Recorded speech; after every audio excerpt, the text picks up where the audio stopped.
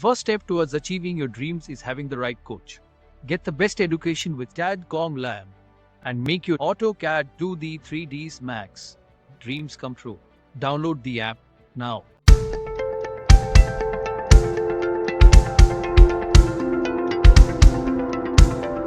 फिर होच-पोच हो जाती है, समझ में नहीं आता। इसीलिए आर्किटेक्चर पार्ट में इसीलिए कॉल आउट्स को यूज़ करा गया है, डिटेल कॉल आउट को यूज़ करा जाता है ताकि आप उनको मार्क करके अलग सेपरेटली शो करा सकें सिस्टमेटिक वे। तुम्हारा कितना कंप्लीट हो गया?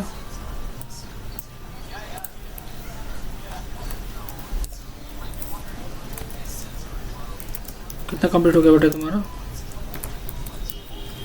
सर थोड़ा सा रह गया और मॉर्निंग तक मैं आपको दिखा दूंगा।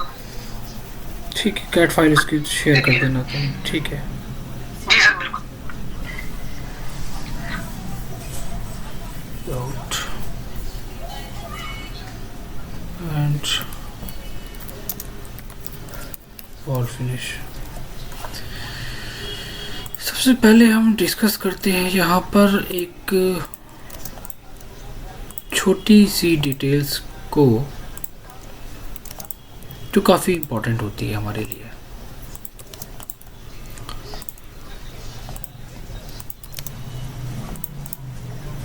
हम जब वर्किंग करते हैं, जब हम कुछ डिज़ाइन करते हैं, हम लोगों ने प्लानिंग का पार्ट डिस्कस किया था कि हम लोग प्लानिंग करते हैं, उस प्लानिंग को थोड़ा सा डिटेल देने के लिए हम लोग एलिवेशंस को बनाते हैं। उस प्लानिंग के अंदर हमारे डोर विंडो है, उनकी डिटेल्स को हम लोग बनाते हैं। उस प्लानिंग के अंदर हमारे पास हर एक रूम्स में फर्नीचर्स हैं, उन फर्नीचर्स की डिटेल को हम लोग मेंशन करते हैं। इसी के साथ एक ऐसी डिटेल भी होती है जो हमारी वर्किंग के लिए बहुत ज़्यादा इम्पोर्टेंट होती है। एग्ज़ाम्पल क्योंकि जब हम काम करते हैं प्लानिंग में, और प्लानिंग में हमारे पास यहाँ पर डिफरेंट टाइप्स ऑफ रूम्स हैं, अलग अलग रूम्स हैं हमारे पास। तो कभी कभी क्या होता है कि जब आप बड़े लेवल पे काम करते हैं, किसी कंपनी में काम करते हैं, तो कंपनी में भी ज़रूरत पड़ती है, और जब आप अपना खुद का वर्क करते हैं तो भी आपको ज़रूरत पड़ती है। जब आपके पास पूरी टीम होती है, उस टीम को हैंडल करने के लिए उस टीम को डिफरेंट ड्राइंग्स प्रोवाइड कराई जाती हैं ताकि वो इस पे काम कर सके। अब ऐसा नहीं होता है कि बहुत सारे लोग क्या सोचते हैं कि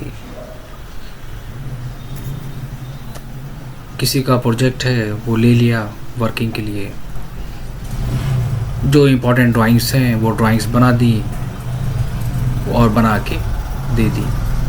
जिन ड्राइंग्स की ज़रूरत है उन ड्राइंग्स को बना दिया, बाकी ड्राइंग्स स्किप कर दी, ज़रूरत ही नहीं है उन सब चीज़ों की। इसलिए लेकिन फिर एक स्टेज ऐसी आती है आपकी कि आपके अंडर बहुत सारी टीम है, कारपेंटर की टीम है, फिनिश की टीम है, इलेक्ट्रीशियन की टीम है, आपकी बहुत सारे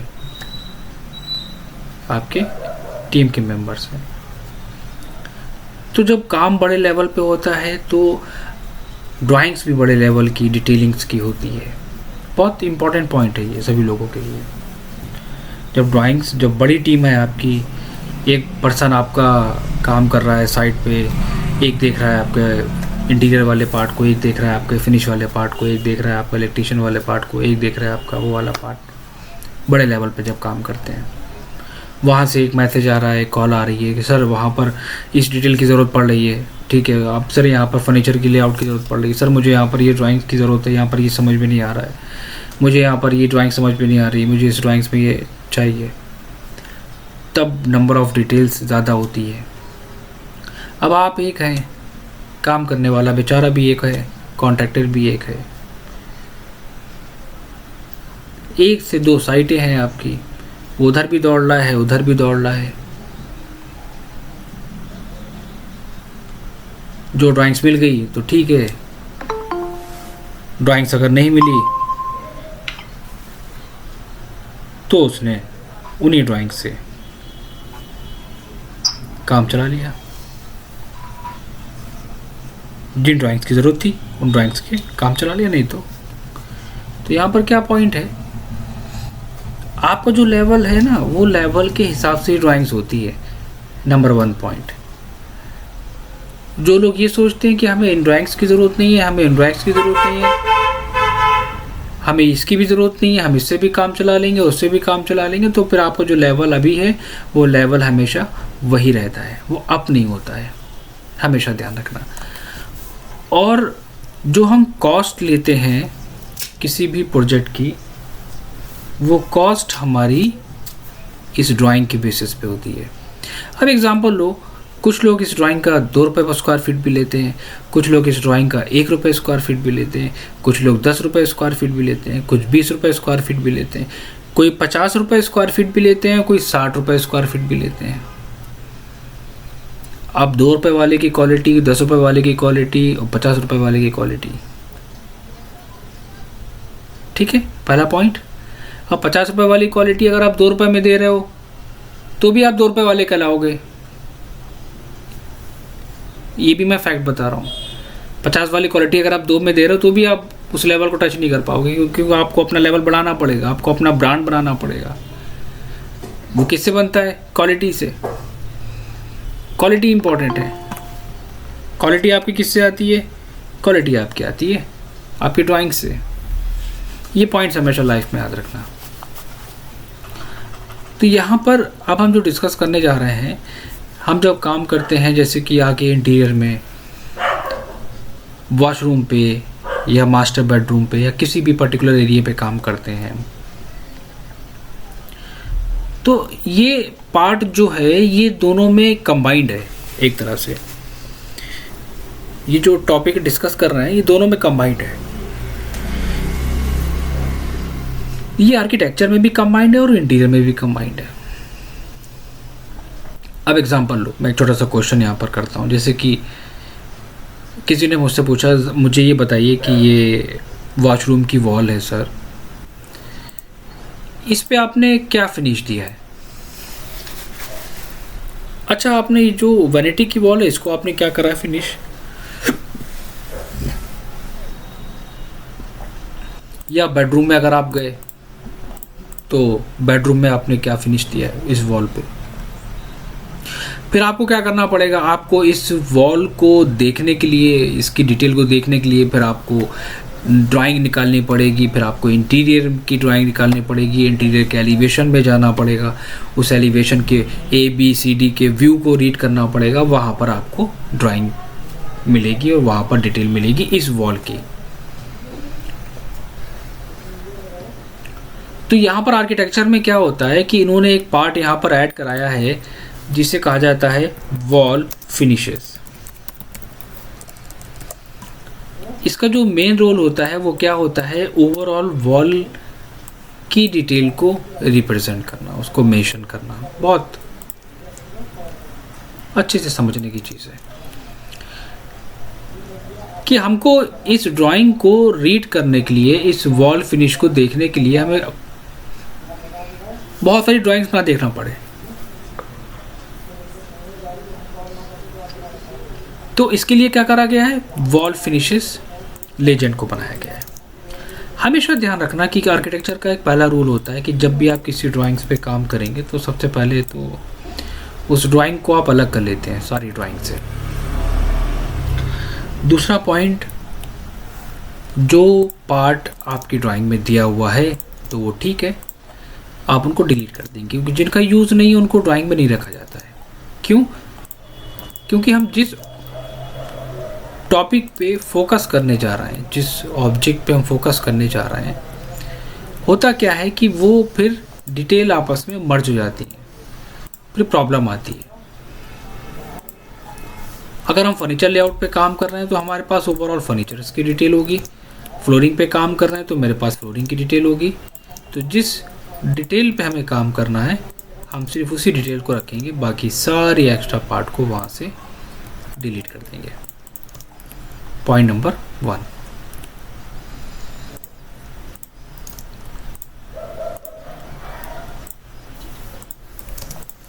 अब इस पे काम करने के लिए आपको कुछ चीज़ों की ज़रूरत पड़ेगी। अच्छा, पहले तो हमें ये समझना है कि हमें काम कैसे करना है और किस तरह हमें चीज़ों को मेंशन करना है। पहले तो हमें ये चीज़ समझनी होगी। दूसरा, ये जो आपको दिख रहा है ये फर्नीचर्स आइटम, इनकी हमें ज़रूरत नहीं है, क्योंकि अगर हम फर्नीचर्स आइटम मेंशन कर देंगे वहाँ पर और जब हम टैगिंग करेंगे तो सामने वाला पर्सन फिर वो कंफ्यूज हो जाएगा, फिर वो कहेगा कि ये हमें समझ में नहीं आ रहा है कि आपने किस डिटेल को मेंशन करा है, आप क्या मेंशन करना चाह रहे हैं। वॉल को फिनिश देना चाह रहे हैं, आप किसी फर्नीचर आइटम को फिनिश दिखाना चाह रहे हैं, ठीक है। तो यहाँ पर क्या करोगे कि सिर्फ उतना ही पार्ट मेंशन करोगे कि जितने की आपको ज़रूरत है। अब आपको करना क्या है, आप वहाँ पर अपना एक टैग डाल देना ताकि आपको रीड करने में दिक्कत ना हो, कि ताकि वो ड्राइंग्स आप इजीली निकाल के दे सकें। ये जो ड्राइंग है, ये जो डिटेल है, ये हमारी किसके बेसिस पे होती है, ये डिटेल हमारी डिसाइड करी जाती है, आप चूज करते हैं। जी हाँ, क्या पूछना है सर? अच्छा, आप कैटलॉग के बेसिस पे करते हैं। देखो, कलर कॉम्बिनेशन एक ऐसी चीज़ है, कलर कॉम्बिनेशन एक ऐसी चीज़ है जो बहुत डिफ़िकल्ट है, जो इतना इजी नहीं होता टास्क, ठीक है। क्या कलर कॉम्बिनेशन हमें यूज़ करना चाहिए, कहाँ पर हमें क्या डिटेल देनी चाहिए, तो different types of colour combinations के लिए आपको थोड़ा सा एक आइडिया, एक रेफरेंस लेना होता है, जो बहुत इंपॉर्टेंट है। तो जो मैं फॉरवर्ड करूँगा उसमें आपको कुछ रेफरेंस भी मिल जाएंगे कि ये मटेरियल्स अगर हम वहाँ पर देंगे तो इससे क्या लुक आएगा, हमारा फाइनल क्या दिखेगा मॉडल। ये अगर हम मटेरियल देंगे तो इससे हमारा क्या मॉडल आएगा फाइनल। तो इससे क्या होगा, आपको एक आइडिया मिल जाएगा, काम करने का तरीका जिसे कहते हैं वो आपको मिल जाएगा इसमें। ऐसे तो फिर प्रॉब्लम हो जाती है चीज़ों को समझने में। और दूसरा एक क्या होता है, एक प्लस पॉइंट इनके साथ ये भी होता है कि एग्जांपल अगर हम अपनी वॉल फिनिश कर रहे हैं और वही कॉम्बिनेशंस हम लेके चल रहे हैं अपने फ्लोर के साथ, दोनों का, तो ये आ जाएगा फ्लोरिंग लेआउट में, ये आ जाएगा वॉल कंस्ट्रक्शन डिटेल्स के साथ। तो यहाँ पर क्या हुआ, आपको एक ओवरऑल एक व्यू मिल गया कि फाइनल हमारा कैसा मटेरियल दिखेगा। दूसरा,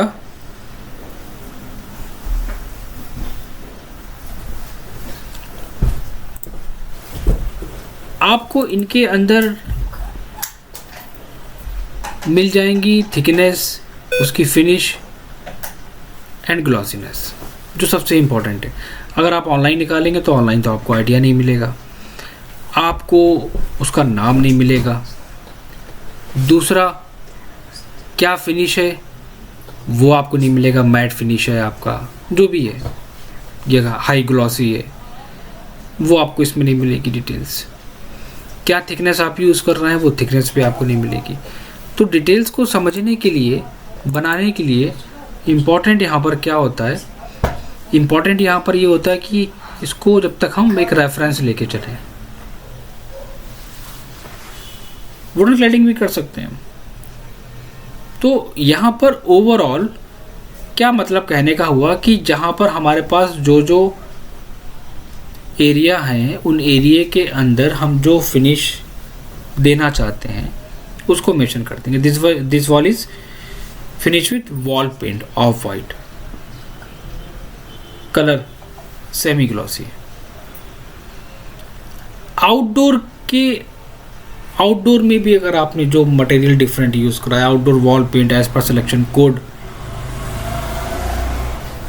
अब यहाँ पर outdoor wall paint as per selection, तो ये पार्ट हम यहाँ से माइनस कर देंगे।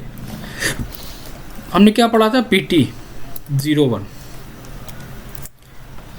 यहाँ पर हम उस मटेरियल का कोड डाल देंगे कि पेंट फिनिश है 01 इसका नेम है, या 0203 डिफरेंट मटेरियल्स डिफरेंट नंबर के साथ में। आउटडोर मेरे पास बाउंड्री वॉल है, मैंने वहाँ पर क्या फिनिश करी है, outdoor concrete wall tiles cladding with lighting unit के साथ में। ओवरऑल हमारे जितने भी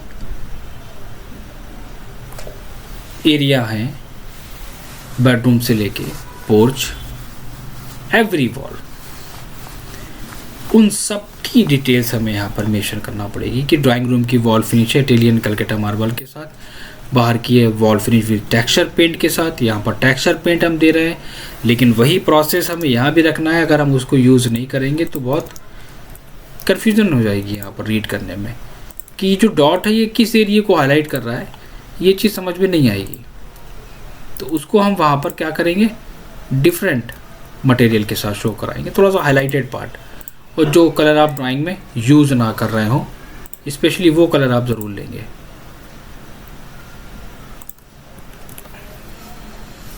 तो ये जो डिफरेंट लाइंस हैं, ये लाइंस ही इंडिकेट कर रही हैं वॉल की प्रॉपर्टीज़ को। पॉइंट नंबर 1, ये लाइन बता रही है कि हम जिस ऑब्जेक्ट की डिटेल को मेंशन कर रहे हैं अपनी ड्राइंग के अंदर, वो ये लाइंस हैं, हाईलाइटेड लाइंस हैं। तो इनको भी फोकस करना इम्पोर्टेंट है। ये अगर आप एक सिंपल लाइन ड्रॉ करके कर देंगे तो वो चीज़ क्लियर नहीं होगी। होता है क्या, ये मैं आपको बता दूं कि जब कोई डिटेल दी जाती है आर्किटेक्चर में या इंटीरियर में, ये दोनों में ही काम आता है। तो वहाँ पर डिफरेंट लाइंस को ड्रॉ कर लिया जाता है कलर के साथ, इसीलिए। और सारे जो भी आइटम्स होते हैं, जितने भी ऑब्जेक्ट्स हैं, उन सबको रिमूव कर दिया जाता है। तो वहाँ पर क्या होता है, ईजी रहता है ड्राइंग में, और सामने वाले पर्सन को भी पता होता है, जो लोग इस पर काम करते हैं उनको भी आइडिया होता है कि ये ड्राइंग्स क्या एक्सप्लेन कर रही है, ये वॉल फिनिशेस को शो करा रही है।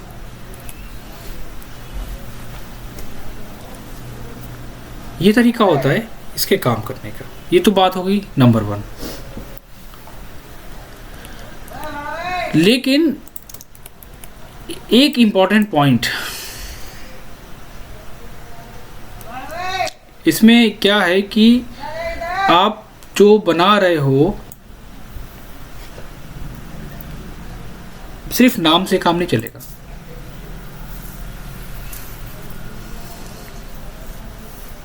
फिर इसके लिए आपको थोड़ी सी मेहनत करना पड़ेगी।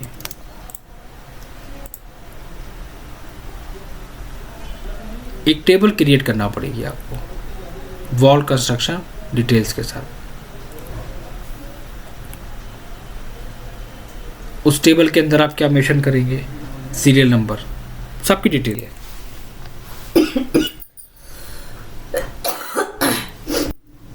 वो आप चूज करेंगे। वो ये भी हो सकती है, वही प्रोसेस, स्निपिंग टूल, न्यू, छोटा सा स्नैपशॉट, डेस्कटॉप पे गए, सेव। अब अपनी ड्राइंग्स में आ जाओ। अगर आप लोगों का ये ऑप्शन शो नहीं हो रहा है इंसर्ट का, बहुत सारे लोगों का ये ऑप्शन स्क्रीन पे नहीं आता है, तो यहाँ पर देखो एक ऑप्शन दिया होता है, मैंने फर्स्ट डे भी एक्सप्लेन करा था, इसीलिए क्विक एक्सेस टूल बार।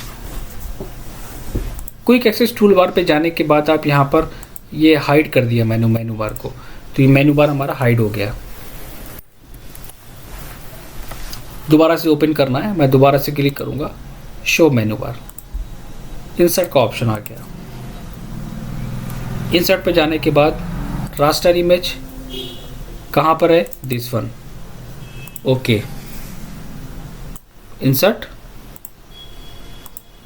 रास्टर इमेज, इमेज को सेलेक्ट करा, ओके। साइज स्केल कर लो आप,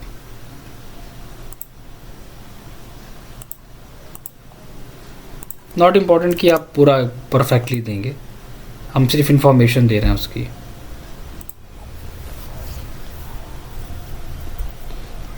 अब ये हमारी डिटेल कंप्लीट हुई है।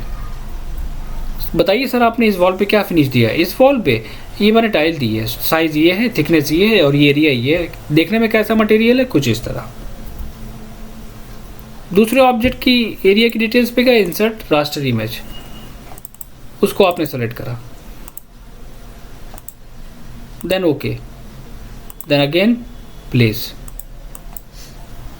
और इसी तरह जितने भी पर्टिकुलर एरिया हैं आपके, उन सब के अंदर आप इसी प्रोसेस को फॉलो करेंगे और हर एक मटेरियल को सिस्टमेटिक वे में प्लेस करेंगे। तब ये पार्ट आपका कंप्लीट माना जाएगा।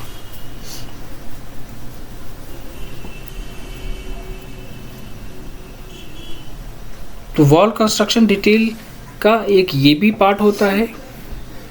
दूसरा यहाँ पर एक तरीका और भी होता है, वो ये कि लोग क्या करते हैं, अगर हमारे पास ये वॉल है फिनिश, तो कुछ लोग क्या करते हैं, उनका काम करने का तरीका क्या होता है कि वो डायरेक्टली, को जब पता चलती है जब हम लोग काम करते हैं उस लेवल पे, वरना हमारे लिए ये इनकी वैल्यू सिर्फ और सिर्फ 0 रहती है और कुछ नहीं। तो इतना पहले सब लोग कंप्लीट कर लें सारा वॉल फिनिश के साथ। कैटलॉग्स सारी मैं शेयर कर दूंगा। टेबल आपको खुद बनानी पड़ेगी, वो मैं देखता हूँ कि कैसे आप बनाते हैं। इसकी टेबल आप इसकी खुद बनाएंगे, अपने अकॉर्डिंग डिज़ाइन करेंगे। सर मेरे को ये पूछना था सर, जैसे आपने डोर विंडो को शेड्यूल्स के एक टेबल बनाया था सर, अगर मैं उसको किसी और तरीके से बनाऊं तो सर वो कोई नहीं, कुछ नहीं, उसे कोई मतलब नहीं है। ये सिर्फ एक आपके लिए एक आइडिया है। आप इससे डिटेल्स में काम करो, वो अच्छा लगेगा, लेकिन कम नहीं। अब आप चाह रहे हो कि हम इस टेबल को और डिटेलिंग के साथ क्रिएट करें, बढ़िया है, करिए। अब आप चाह रहे हो कि इस डिटेलिंग को बहुत शॉर्ट करें, तो गलत है।